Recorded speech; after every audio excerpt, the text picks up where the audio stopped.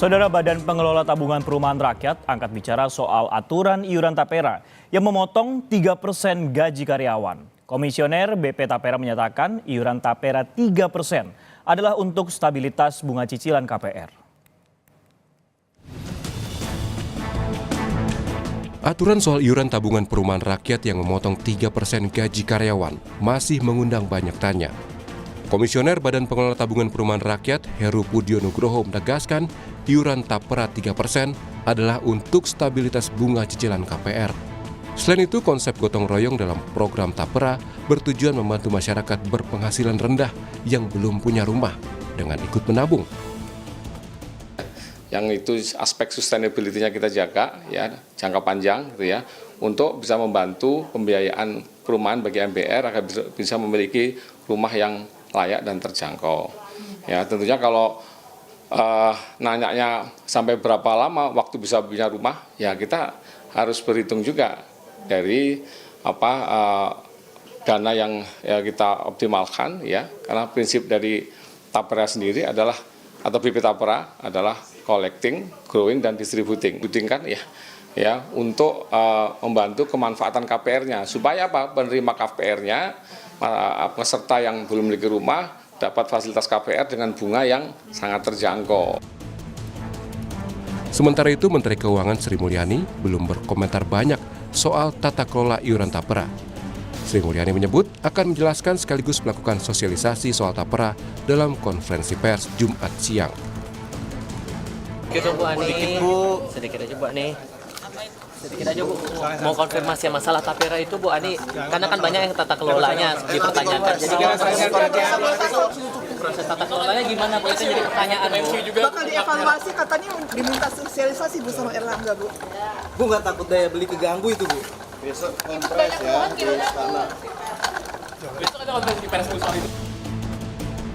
Nailul Huda, peneliti Center of Economic and Law Studies, Celios, menilai tidak semua pihak dapat merasakan keuntungan dari iuran Tapera. Sebagian masyarakat bisa saja menghasilkan banyak keuntungan ketika menaruh uang di instrumen investasi lain ketimbang Tapera. Jadi tidak semua pekerja itu sebenarnya dia merupakan dia pengambil manfaat dari Tapera gitu. Ada yang dia memang tidak mengambil manfaat dari Tapera. Dan ini yang kita sebut sebagai investasi gitu. Itu yang tidak mengambil itu yang di atas 8 juta berarti ya? Artinya yang masyarakat mampu?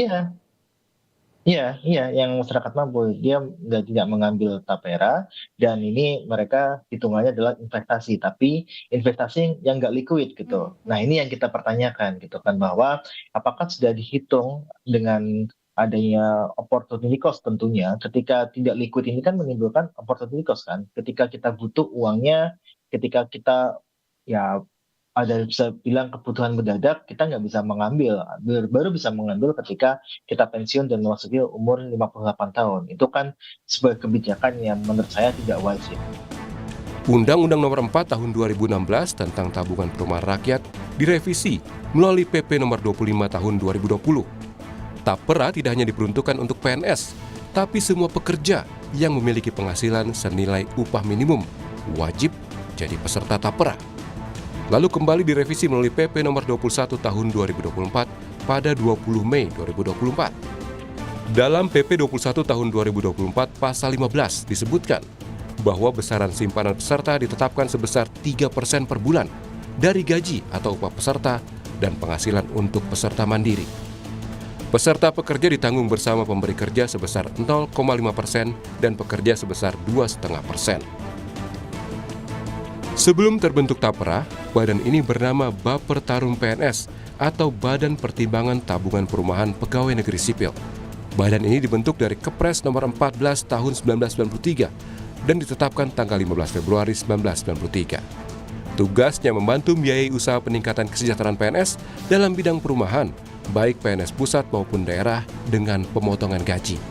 Namun, Bapertarum bermasalah di pengelolaan manajemen dan resmi bubar 2018.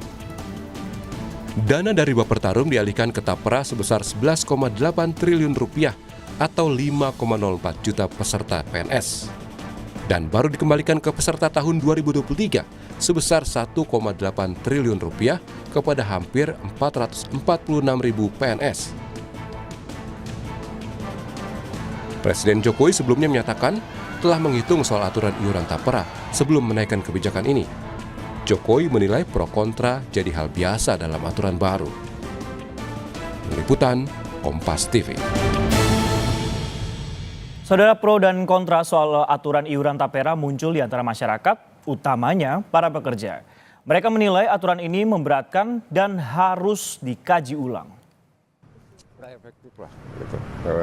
Dan terlalu cepat untuk ngambil keputusan seperti ini. Gitu.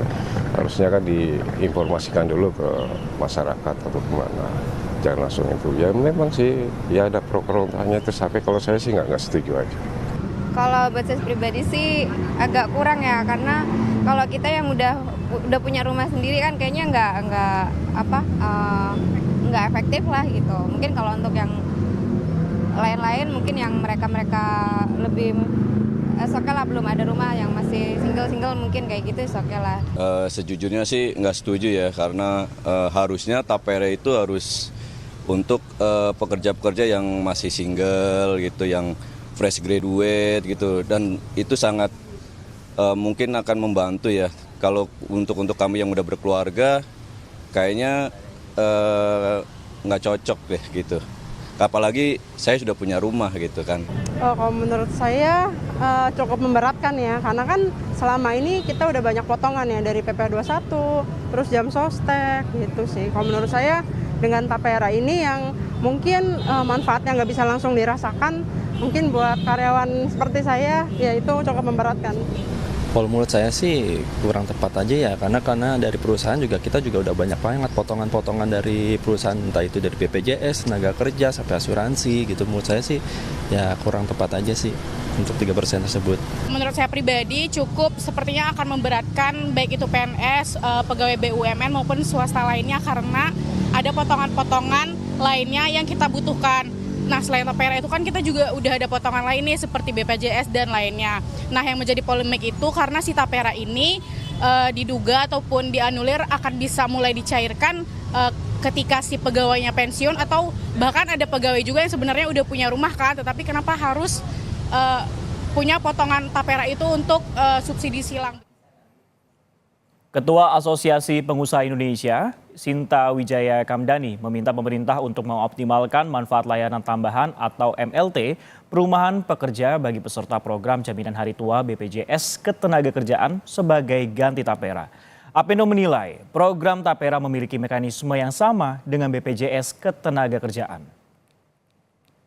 Sebenarnya penyiapan perumahan rakyatnya itu sebenarnya bagus gitu. Cuman mengapa ya, kita harus dibebankan tambahan iuran lagi gitu. Padahal saat ini juga sudah ada untuk kesiapan melalui JHT ini gitu ya, program MLT. Nah, jadi ini yang sebenarnya mendorong kami menyikapi ya, bahwa pada prinsipnya kami ini bukannya against tapera C, tapi dari sisi penambah iuran yang harus ditambahkan dan dibayarkan kembali.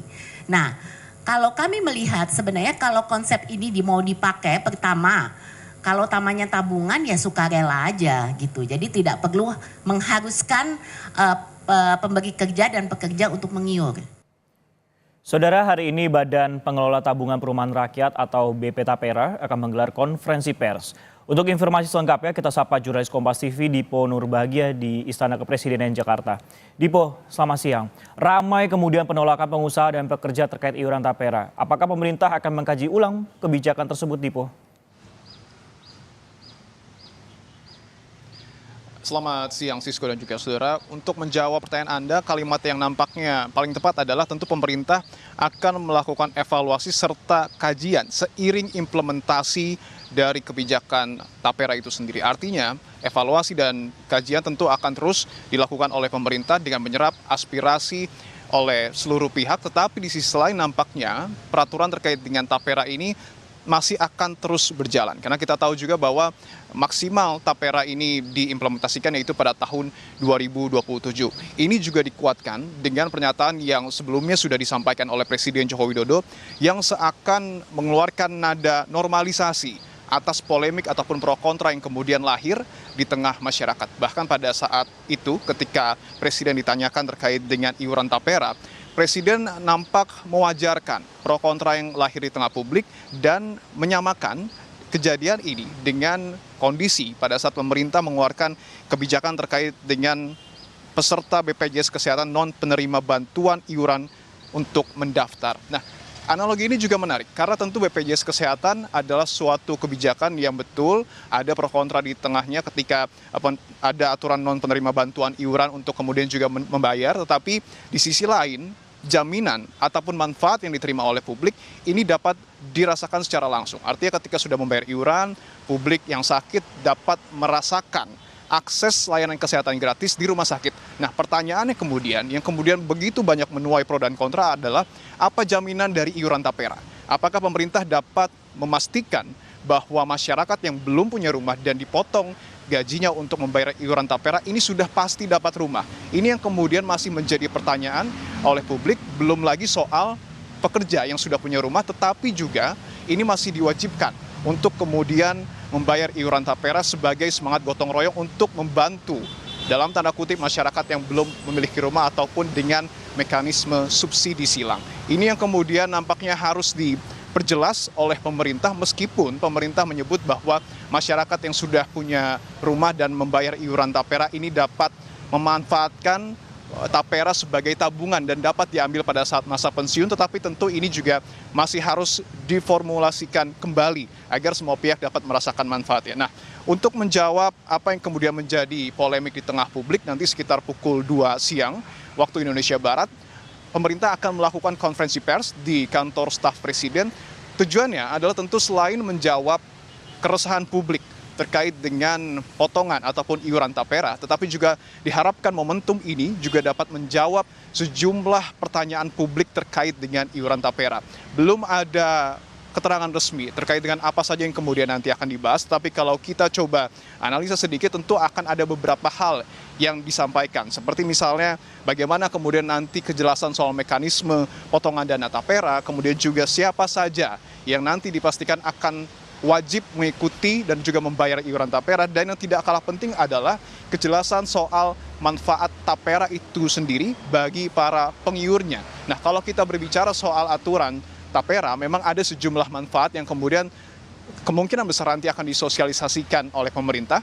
Manfaat tapera seperti misalnya adalah untuk digunakan sebagai kredit renovasi rumah, kemudian juga kredit bangun rumah, kredit pemilikan rumah, dan juga tapera ini dapat dimanfaatkan untuk akses kredit pemilikan rumah atau KPR dengan tenor panjang 30 tahun dan suku bunga tetap di bawah suku bunga pasar. Hal-hal ini sepertinya nanti kemudian akan dijelaskan oleh pemerintah, selain juga nanti tentu wartawan akan menanyakan sejumlah pertanyaan yang kemudian juga lahir di tengah publik untuk dijawab secara langsung oleh pemerintah.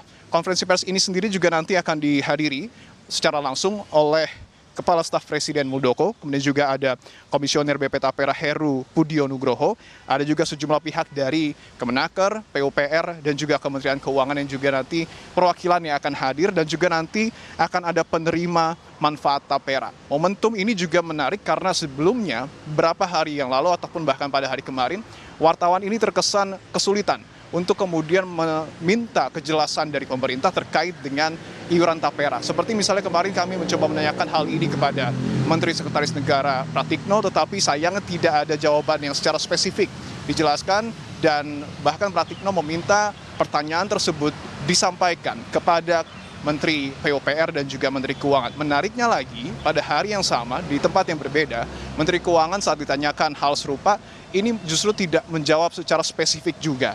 Artinya, kebingungan-kebingungan ini diharapkan dapat diasosiasikan ataupun dapat dijawab oleh pemerintah dalam konferensi pers nanti yang akan berlangsung pada pukul 2 siang di kantor staf Presiden, Sisko. 2 siang kita akan menunggu bagaimana nanti mekanisme, kemudian jaminan apakah dapat rumah, serta juga bagaimana untuk pekerja yang sudah memiliki rumah. Terima kasih Dipo Nurbahagia melaporkan langsung dari Istana Kepresidenan Jakarta.